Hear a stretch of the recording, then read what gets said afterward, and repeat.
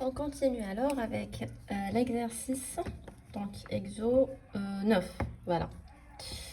Alors, les applications suivantes sont-elles injectives, bijectives, surjectives ou bijectives? Alors, première fonction, donc f de n dans n, elle est définie par, donc à chaque n, on associe quoi? Donc f de n, on associe 1 plus 1. Donc, est-ce que cette fonction-là est injective? Alors, on fait un petit rappel. Alors, on dit que f est injective si, quel que soit, bon, ici, donc, 1, 2 dans n. Alors, si f de 1 est égal à f de 2, alors 1 est égal à 2. Alors, on va essayer de résoudre ça. Donc, f1 est égal à f de n2, c'est-à-dire que n1, donc, pardon, f de n1 est égal à f de n2, c'est-à-dire que n1 plus 1 est égal à n2 plus 1, c'est-à-dire que n1 est égal à n2. Donc, f est injectif. Voilà. Maintenant, on vérifie si f est surjectif. Alors, toujours, on fait un petit rappel. F surjective, c'est-à-dire que, quel que soit y appartenant à l'ensemble d'arrivées, c'est-à-dire dans n, il existe au moins un x, ou enfin un n, appartenant à l'ensemble de départ qui est n dans notre cas, tel que cette équation admet au moins une solution, c'est-à-dire f de n est égal à y. C'est-à-dire n, donc f de n est égal à y, c'est-à-dire n plus 1 est égal à y.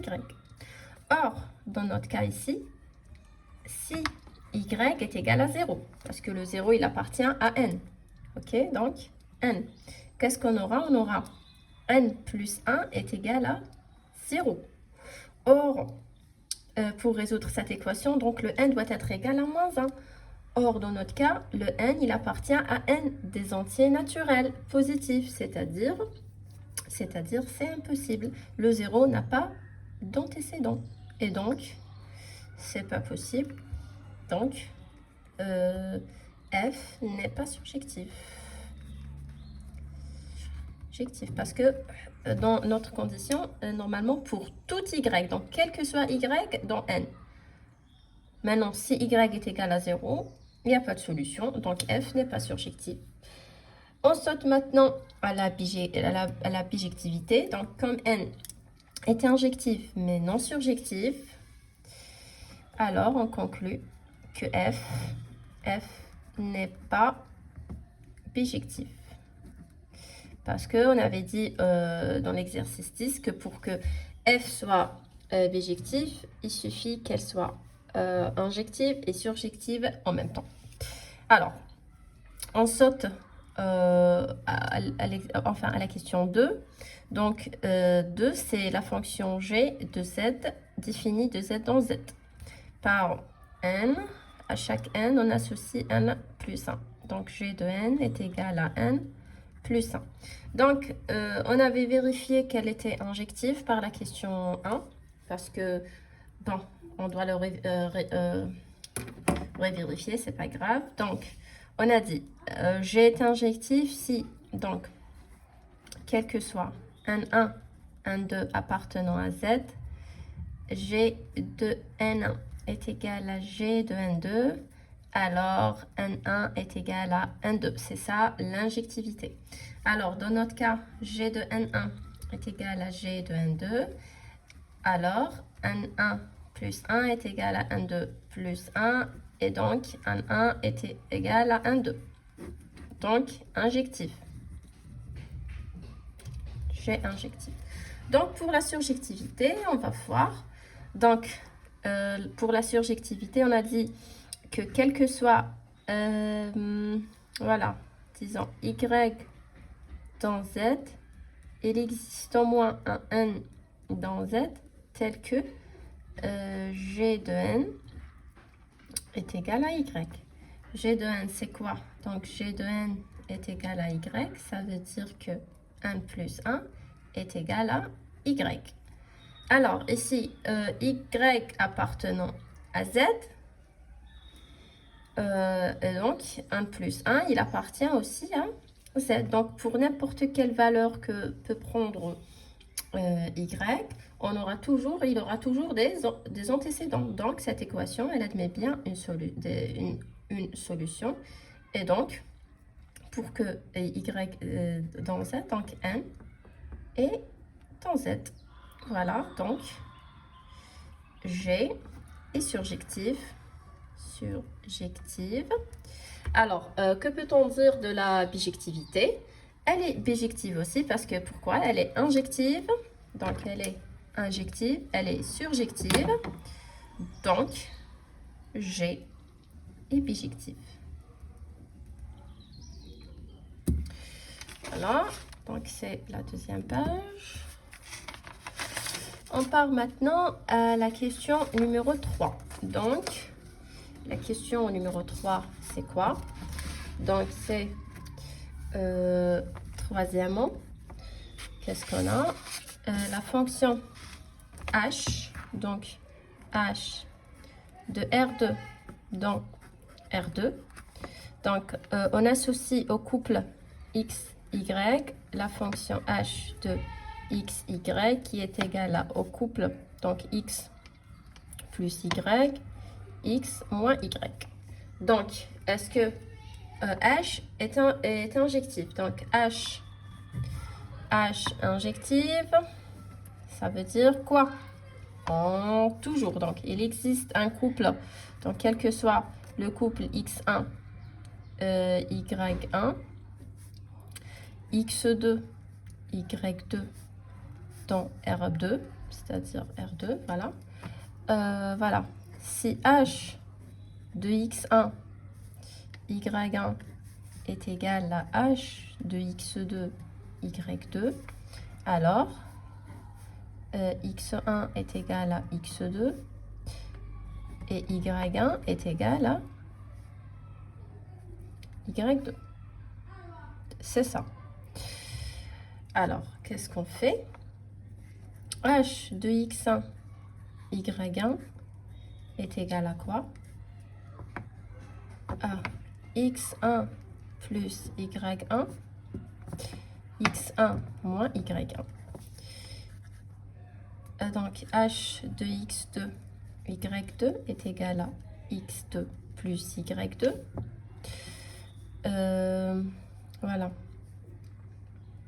x2 moins y2. Donc, qu'est-ce qu'on aura? On aura donc h de x1, y1 est égal à h de x2, y2. C'est équivalent à dire de... Alors, je fais un petit rappel. Si on a une fonction avec des couples, alors les couples sont égaux si leurs coordonnées sont égaux. C'est-à-dire que x1, y1 est égal à x2, y2 et x1 est égal à ça. On est d'accord? Donc, x plus y1 est égal à x2 plus y2 et que x1 moins y1 est égal au deuxième coordonnée. Donc, y2 moins y2. Et donc, qu'est-ce que j'aurai? Donc, j'aurai que x1 est égal à x2 et y1 est égal à y2. Ok? Voilà. Donc, F est injectif. Maintenant, pour la surjectivité, qu'est-ce qu'on doit démontrer? Donc, H surjective, ça veut dire quoi?